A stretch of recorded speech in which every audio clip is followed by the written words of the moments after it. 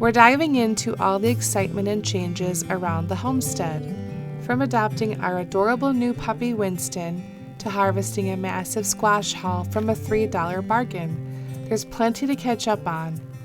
We'll also be making a Mullein Tincture for respiratory health and weighing our impressive fall harvest. Join us today as we embrace the joys and surprises of this homesteading life.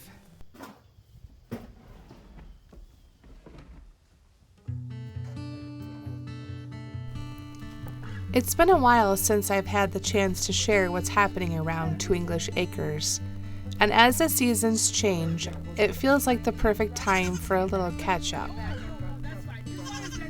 This past spring, we welcomed 3 little Nigerian dwarf goats into our lives. They've been such a joy, though they've certainly brought a learning curve with them. Week by week, we've been discovering how to keep them healthy and thriving.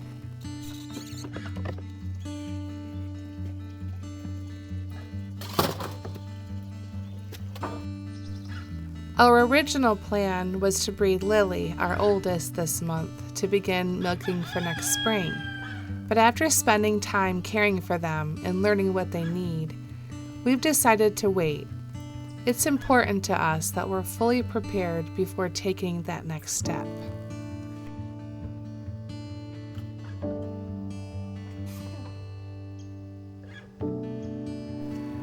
Here on our little farm, we like to keep things running smoothly, and there's always something to tend to. As Ben Franklin wisely said, an ounce of prevention is worth a pound of cure. That applies to our weekly routine of cleaning the goat shed.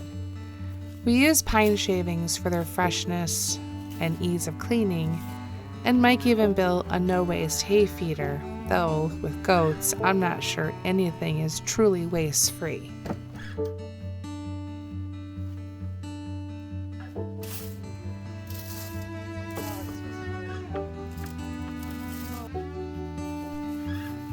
And despite all the research that we have done, nothing could have fully prepared us for goat care. We didn't even know what a Femancia score was before we got them, or how essential the right minerals are to their health. It's been an incredible journey learning how to care for them properly.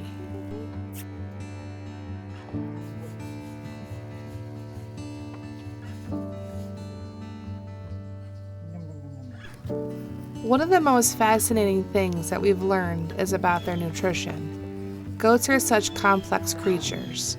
Just by checking their eyelids, you can tell if they are having a heavy parasite load. And did you know that they have 4 compartments to their stomach and are called ruminants? They also need minerals to survive. You can tell if a goat is deficient in copper, for example, just by looking at their coat. We found that a mineral buffet allows them to select just what they need. Watch out, chickens. Another really tough thing that we've been trying to figure out is their hay.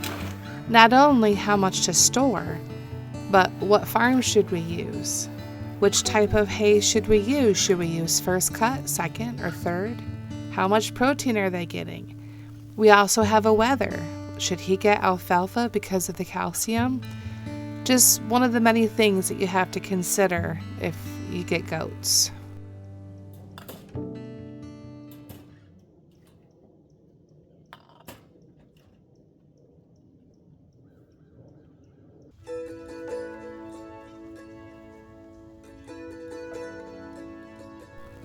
As we move toward the end of the season, it's time to gather the last of the harvest before the frost hits.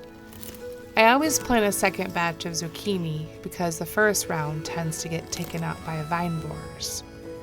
This year, despite a particularly wet season and powdery mildew, we've managed to harvest over 100 pounds of zucchini just this week.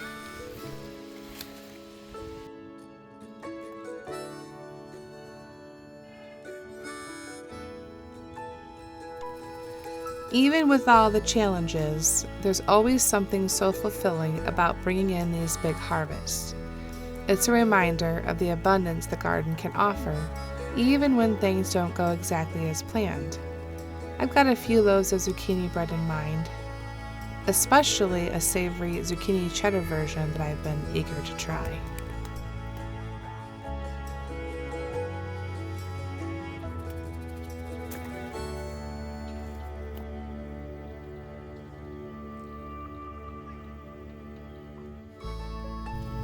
Just a few weeks ago, we harvested a whole bed of leeks.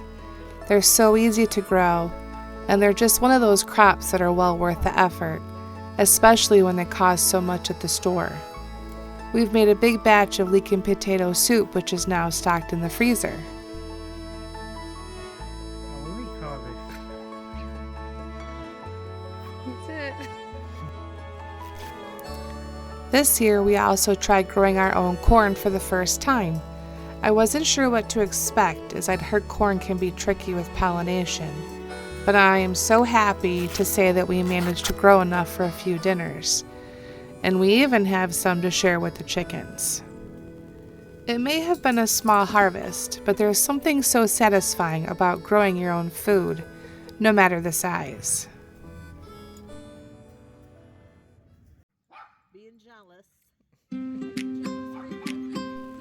I wasn't sure if we were ready, but we made an exciting new addition to our family. We adopted a puppy, Winston. He's an F2 Golden Doodle. He's perfect for us. We're absolutely in love with him, and he's already brought so much joy and energy to our lives. And I can't wait to see how he fits into our little farm.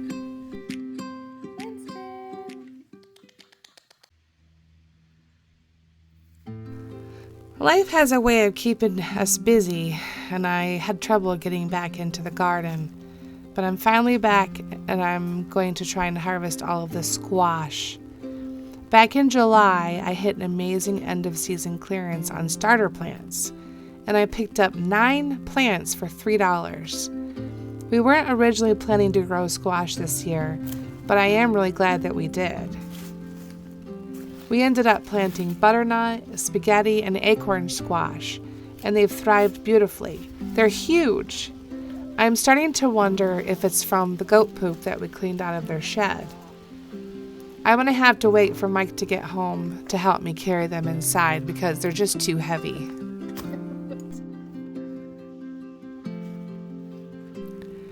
Not long ago, I stumbled across a video about mullein and its amazing uses.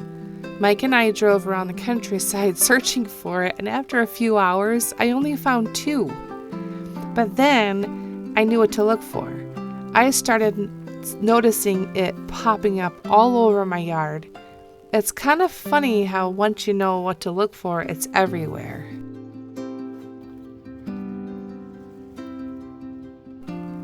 From what I read, you usually want to wait to let it grow its second year because mullein is a biennial.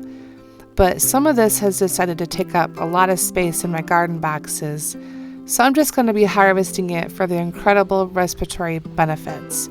I am not an expert, but I know that this herb is amazing. Mullein is traditionally used to support respiratory health. It can soothe coughs and help with respiratory discomfort, which is perfect for this time of year during cold and flu season.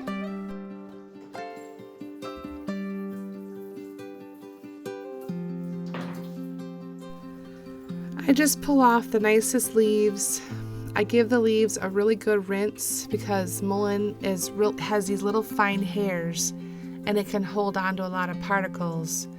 I also found that I need to make sure I wear gloves and long sleeves next time because the hairs are very irritating.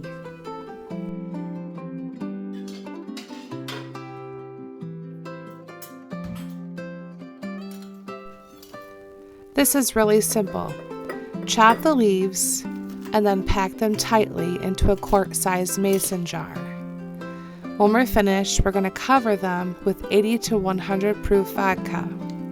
The alcohol will extract the herb's beneficial properties. When we're done, we just need to make sure that we get all of the air bubbles out.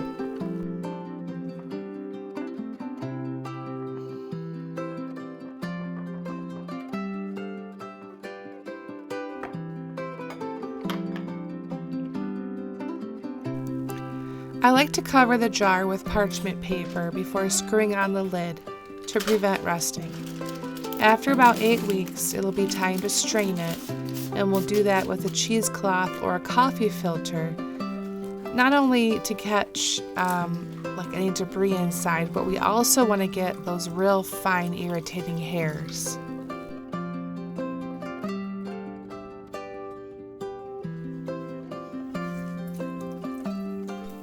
I'm not going to do this today, but any leftover leaves that you have from the mullein, you can dehydrate and use it for a tea later on.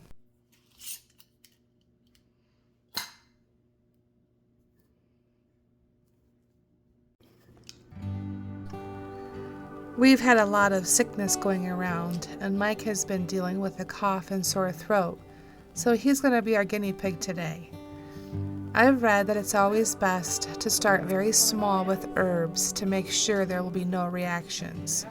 So today he's going to have 1/4 teaspoon of the tincture for 3 to 4 times.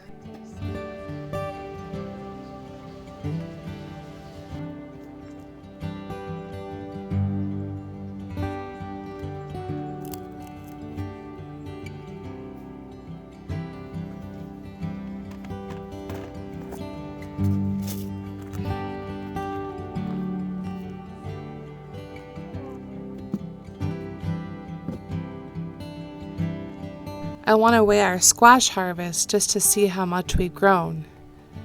The largest spaghetti squash came in at 8 pounds. The whole box of spaghetti squash totals 41 pounds. The zucchini this week is 46 pounds. The butternut squash weighed in at 37 pounds. And acorn squash came in at 18 pounds. If you add it all up, we're absolutely thrilled with our $3 investment. I'd estimate that we've grown about $250 worth of organic produce.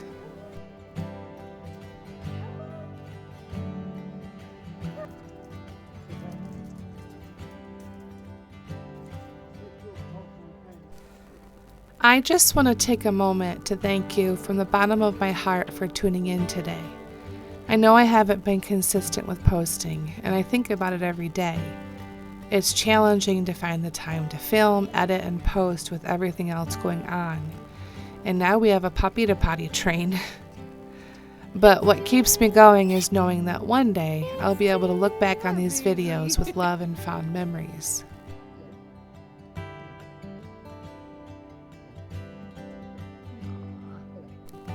Wherever you are, I hope you're enjoying the beautiful fall weather and all the changes that it brings.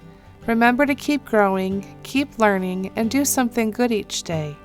Your support means the world to me, and I can't wait to share more of our journey with you. I'll see you next time.